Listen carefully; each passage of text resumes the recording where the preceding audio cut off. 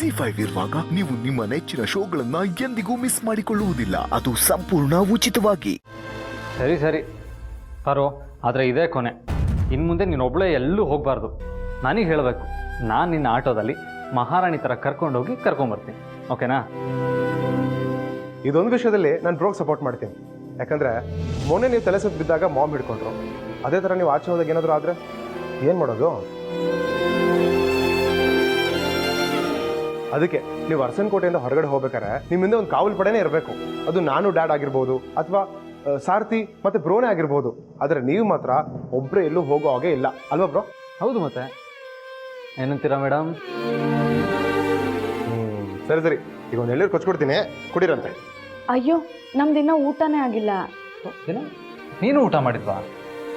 ಇದೇನಿದು ಯಜಮಾನ್ರೆ, ಊಟದ ಸಮಯದಲ್ಲಿ ನಿಮ್ಮ ಹತ್ರ ಮಾತಾಡ್ದೆ ನಾನು ಯಾವತ್ತಾದ್ರೂ ಊಟ ಮಾಡಿದ್ದೀನಾ? ಸರಿಯಾಗಿದ್ದಾರೆ ಇಬ್ರು ಗಂಡ ಹೆಂಡ್ತಿ. ಏನ್ ಬ್ರೋ ನೀನು ಮಧ್ಯಾಹ್ನ ದಬ್ಬಿನ ಊಟ ಮಾಡ್ದೆ ಹಂಗೆ ತಂದಿದ್ಯಾ?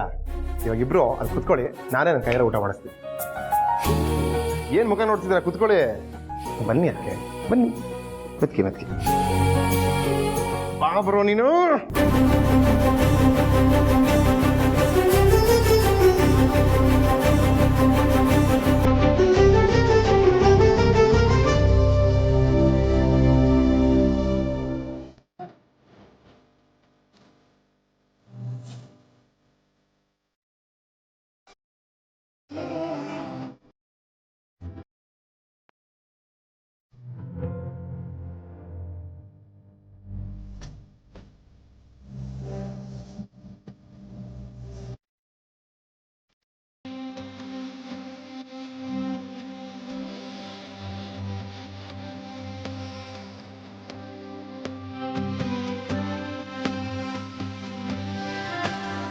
ಇವತ್ತು ಮಾಮು ಜಯ ಇದಾರಲ್ಲ, ಅವ್ರ ಅಕ್ಕನ ಮನೆ ಕರ್ಸಿದ್ರಂತೆ. ಅವ್ರ ಅಕ್ಕ ಕೂಡ ಪ್ರೆಗ್ನೆಂಟೇ. ಅವ್ರಿಗೆ ಮಾಮೆ ಅವ್ರ ಕೈಯಾರ ಊಟ ಬಡಿಸಿದ್ರಂತೆ. ಅಷ್ಟೇ ಇಲ್ಲ, ಅವ್ರ ಆರೈಕೆಗೆ ಏನು ಕೊರತೆ ಆಗ್ಬಾರ್ದು ಅಂತ ಜಯಂಗೆ 10,000 ರೂಪಾಯಿ ಸಂಬಳನ ಜಾಸ್ತಿ ಮಾಡಿದ್ರಂತೆ.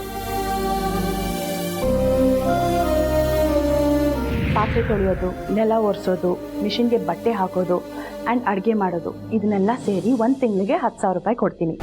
1 ತಿಂಗಳು ಆದಮೇಲೆ ನಿಮ್ಮ ಕೆಲಸ ನನಗಿಷ್ಟ ಆದರೆ ಸಂಬಳ ಜಾಸ್ತಿ ಮಾಡೋದ್ರ ಬಗ್ಗೆ ಯೋಚನೆ ಮಾಡ್ತೀನಿ.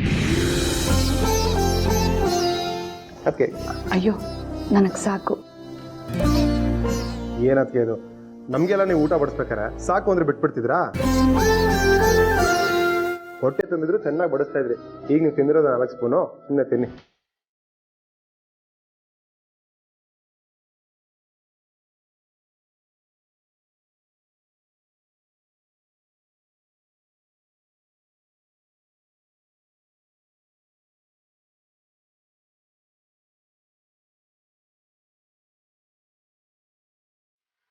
ಜಿ5 ಆಪ್ ಡೌನ್ಲೋಡ್ ಮಾಡಿ ಎಲ್ಲಾ ಸಂಚಿಕೆಗಳನ್ನು ಸಂಪೂರ್ಣ ಉಚಿತವಾಗಿ ನೋಡಿ.